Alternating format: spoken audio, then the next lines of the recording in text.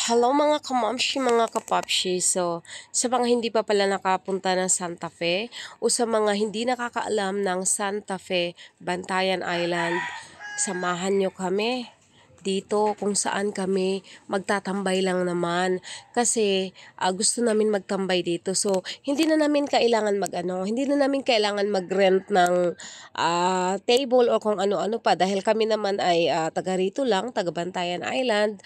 So naghahanap lang kami ng lugar na medyo makulimlim kung saan for public siya at para kahit paano hindi naman kami mainitan, no? So tara, samahan nyo kaming ipakita ko sa inyo kung gaano kaganda ang Santa Fe or Bantayan Island. So ayan na nga, kasama ko pala ang aking dalawang Junakis, aking pamangkin at ang mga apo ni Kap at saka si Kap, si Patty. So ito guys, nakikita nyo naman sobrang ganda ng baybayin ng Santa Fe Beach. Ayan, no, tingnan nyo, sobrang linaw ng dagat, kulay asol ay yung langit, yung buhangin, puting-puti at ang linis.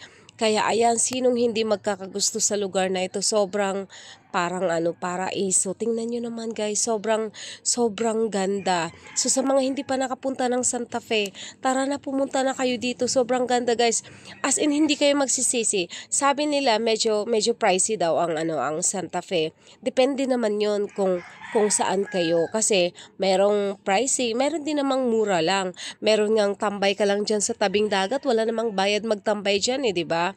Pero kung hindi ka taga rito, so syempre need mong magkaroon ng lugar kung saan kayo matutulog. So pwede rin naman kayo maghanap ng mga medyo mura-mura lang ng ng mga hotel. Hindi naman kailangan magstay kayo dun sa mga mamahaling hotel.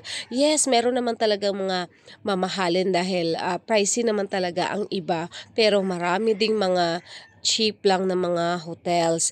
So ayan guys, diyan lang magtambay lang kayo. So no need niyo na ng mga table at kung ano-ano pa. Kasi kagaya niyan sa amin, no, dahil taga rito kami, hindi na namin kailangan ng mag-rent ng table, 'di ba? So kung nagdala lang kami ng namin, ng pangsapin, tambay diyan sa tabing dagat, magdala ng pagkain namin. O 'di ba? Sobrang enjoy na. Kaya ayan, maglalatag lang kami niyan, magpahinga, kakain at titingin sa napakagandang tanawin. Tingnan nyo naman guys, sobrang ma-enjoy nyo talaga ang pag-i-stay nyo dito sa Santa Fe. So sa mga hindi pala nakakaalam, ang Bantayan Island ay matatagpuan sa north of Cebu. From city, lang ito, mga 5 oras lang nandito ka na sa Santa Fe. Kasi lang ito, by bus lang ito, 4 hours by bus from the city, and then 1 oras naman ang barge. So walang kahirap-hirap ang pagpunta ng Bantayan Island, lalo na ngayon na yung mga bus is direct na to the island. So wala na talagang problem ngayon. So kung mayroon kang 1,000 pesos, kasyang-kasya nang makarating dito sa Bantayan. May pagkain na yon, makakain ka na nun. So yun naman ay para lang sa akin na, so hindi ko alam kung gaano kayo kalayo. So kung from city lang to the island, 1,000 pesos makakarating ka na. Kasi pagdating nyo naman dito, kung medyo sakto lang yung budget mo, pwede lang kayo magdala ng siguro, magdala lang kayo ng tent, tambay sa dagat. O naku, pwedeng-pwede na. Pero kung gusto mo naman ng yung magandang pahingahan talaga, pwede rin kayo mag-rent ng mga mumurahing lang, hotel. So, depende na talaga sa inyo yun kung ano yung gusto nyo. But, ina-assure ko sa inyo na pag nandito kayo ng Santa Fe, sobrang ma-enjoy nyo talaga ang pag-i-stay nyo dito dahil sobrang ganda ng paligid. Kala mo yung paraiso. Tingnan nyo naman guys, so, nakikita nyo naman kung gaano kalinis ang buhangin.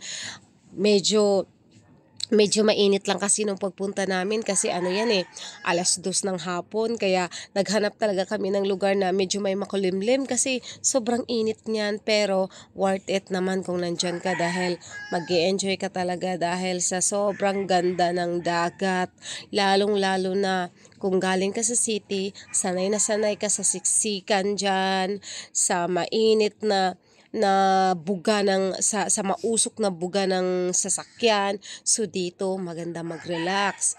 Ang iba dito, yung mga foreigner nakahiga lang diyan sa tabing dagat. Ano na yan sila, yung sobrang sarap na ng feeling nila kasi talagang naka-expose sila sa init, o 'di ba? Tayo pa kayang mga Pinoy, sa bagay 'no, minsan tayo takot na takot tayo sa init, eh, 'no? Pero mga foreigner hindi.